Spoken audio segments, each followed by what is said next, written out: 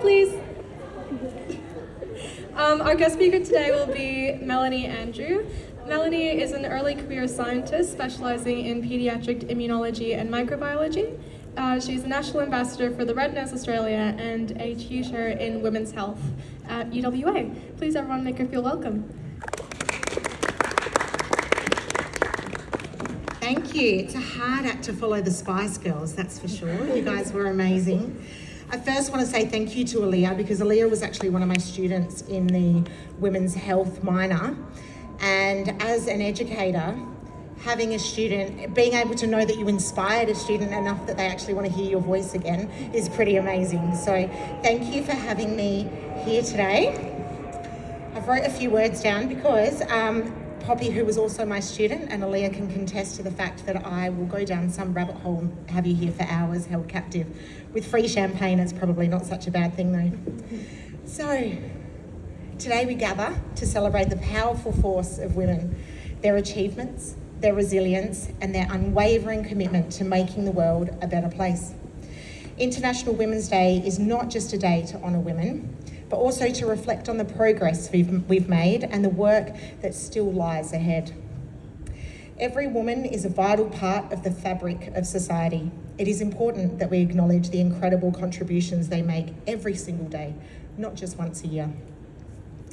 International Women's Day is also a reminder that we are still in the midst of a fight, one for equality, for justice, and for empowerment. While we have made significant strides, the journey towards full gender equality is far from over. Women around the world continue to face barriers in education, the workplace, and in society at large. But despite these challenges, women have shown time and time again that they are strong, they are fierce, and together we are unstoppable. We honour the voices of those who have led the way in history, like Rosa Parks, Florence Nightingale, and Anne Frank, whose courage has inspired generations to come. But more importantly, we also need to celebrate the everyday woman who might not make the headlines, but whose actions are equally transformative. The homemakers who instill values into our future generations, the scientists fighting to bridge the gender gap in research, the educator, the student who believes in a better world, and so many more. Whether it's standing up against injustice, lifting each other up and straightening each other's crowns, or simply living with kindness and compassion, each act contributes to the greater movement towards equality. I am one of those everyday women. I come from a working class family. My parents do not have degrees, and yet here I stand before you in what is such an absolute wonderful honour. Like 1 in 5 of my fellow women, I have survived sexual abuse. I am one of the 1 in 3 women who has experienced domestic violence in my lifetime. I not only survived, I am thriving.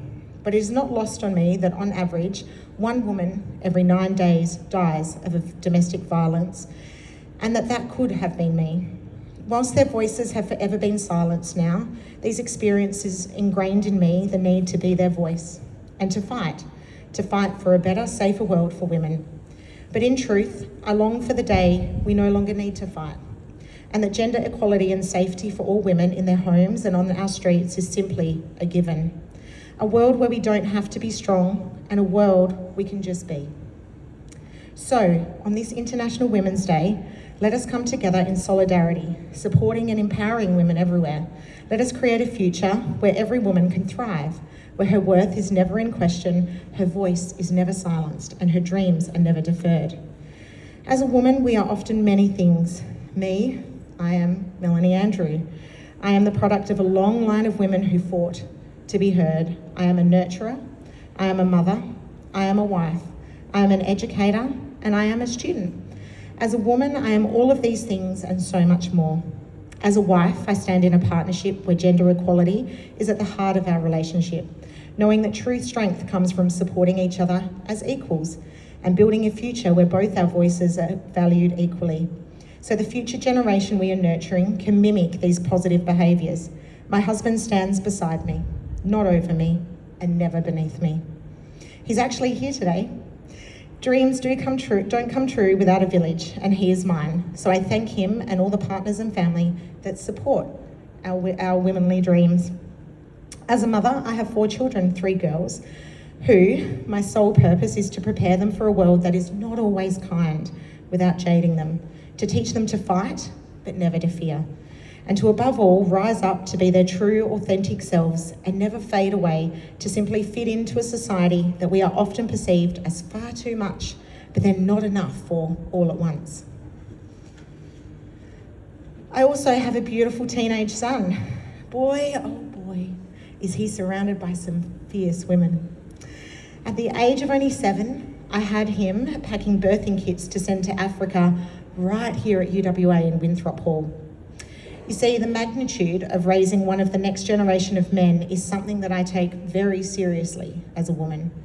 I know by teaching my son about equality, gender respect, standing up for injustice, and standing up to other men when he sees them putting women down, I am raising him to actively fight for women's rights and to do better than generations before him.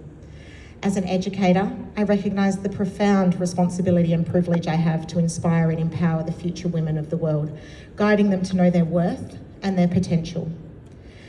Progression in combating gender inequality, though, is slow. We see women take a backseat in fields like research, economic participation, and political representation still today. Ineffective policies and poor societal trends have seen women disadvantaged and often at risk, which is why I'm also one of the tutors here at the University of Western Australia teaching in the Women's Health minor. This minor encompasses teaching on all of those things. It is about inspiring a momentum for change and addressing gender setbacks by educating and informing the next generation of health professionals. And we're not just educating women, we're educating the guys too. I could not take credit for this remarkable minor, however. I work under the lead of an amazing head of discipline, Demelza Island, and unit coordinator, Philippa Martin, who together have formulated the most amazing set of units to liberate women. I am merely just the facilitator, but I love my job. And I am passionate about my students' learning journey. I am committed to making it fun and interactive, an environment that is inclusive of all learning styles. I truly believe that the way to accelerating change, which is the theme for this year's Women's Day, is through education, because education is power. I myself am still learning. I am a student, not just philosophically, just of life, but a student here at UWA. I'm one of you. I am currently completing my PhD. My area of focus for this study is looking at the microbial and immunological origins of sudden death in infants and children under the age of 2 years. I would love to tell you that it had been my lifelong dream to be in medicine, but in all honesty, it wasn't. The truth is, when trauma came to greet me, I had 2 choices: to give up and lose faith, or to dig deep and use that trauma like it was the wrench that would pull me out of the darkness. I'm not someone who gives up easily, or ever, actually, so I chose the second option, and here is that story. My story and how I wear the scars of grief like a badge of honour now to change the world into a better place. I am a bereaved mother. My daughter passed away. There should be 4 children standing over there today, but only 3 are there instead. Did you know that mothers who have lost a child are 40% more likely to face an early mortality themselves? It was in 2012 tragedy struck our family. On the morning of the 29th of June, I woke to every parent's worst nightmare. My firstborn daughter, who was 15 and a half months at the time, had died sometime through the night without warning, without so much as a sound. And though we tried desperately to save her, it was not our day for a miracle. As you can imagine, the days that followed were grief-stricken, but there was one thing that I knew instantly: I never wanted another family to face what we had. All children should grow up to live a life long, reaching their full potential. So, on somewhat of a mission, I reached out to Red Nose Australia and discovered there was currently no research into sudden infant death syndrome, SIDS, or sudden unexplained death in childhood, what we call SUDIC. This simply was not acceptable to me, that there were little ones dying for no known cause, and I knew in my heart that it was my purpose to change that. And so after a successful career in public relations, I closed my business and I went back to uni, this uni. I studied a Bachelor of Biomedical Science, As a student in the Women's Health minor, I created a research study. And because of this study, I was introduced to one of Perth's leading microbiologists, Associate Professor Matthew Payne. That study, the one I created in women's health as a fresh undergraduate just like you, actually had some merit. And it became my honours study and now my PhD. You see, for our daughter Miley, we eventually found a cause, but after walking the path of a Sid Sudik family for several years, it made me really wonder if her cause was the missing piece in a much larger jigsaw puzzle. She became my inspiration and my reason, and I became a biomedical scientist fighting to find answers for families where there currently are none, and to reduce the incidence of the 20,000 babies a year that die globally of SIDS and Sudik. My PhD project focuses on the bacterial and immunological origins of SIDS and Sudik. It is one of the most comprehensive studies in this space to be developed, and we are moving towards developing predictive biomarkers where we can test for children that are vulnerable. The project, as you can imagine, is ethically complex, but because of my passion and my lived experience, we have managed to overcome every single hurdle thrown at us so far. It has gained interest nationally and internationally. I was granted funding for my PhD project in my honours year, which apparently is unheard of, and our project is breaking ground. We will be one of the first projects to be allowed into the WA Coronial Services to conduct post-mortem research. We are committed to finding answers and to saving little lives, and I'm super proud to tell you, I think we are making progress in the right direction. And I have done all of this as a woman in science, which historically we know has been challenging. So if I can, I damn well sure know you can. Whilst my story of loss may seem tragic, and I can assure you the loss of a child is, I never let my trauma in my life define me. To me, it is a story of hope now. Each time I fell down and was pushed, I got back up. Sometimes at first they were baby steps, and sometimes they were absolute strides. But I just kept reaching for what I believed in, and ultimately, what has led to my success is that I believed in myself. Myself as a brave, resilient woman. At our core, all women are warriors. We will never stop bad things happening to good people, but I believe from it, when they do, we have the opportunity to rise above and do something amazing. I am just like you, and I am living proof that if you find your reason, you can achieve anything as a woman. And I am here to tell you to never let anything or anyone hold you back, because along the way, I was told I couldn't or I shouldn't. But guess what? I did. And if I hadn't, SIDS research in Australia may never have been reignited.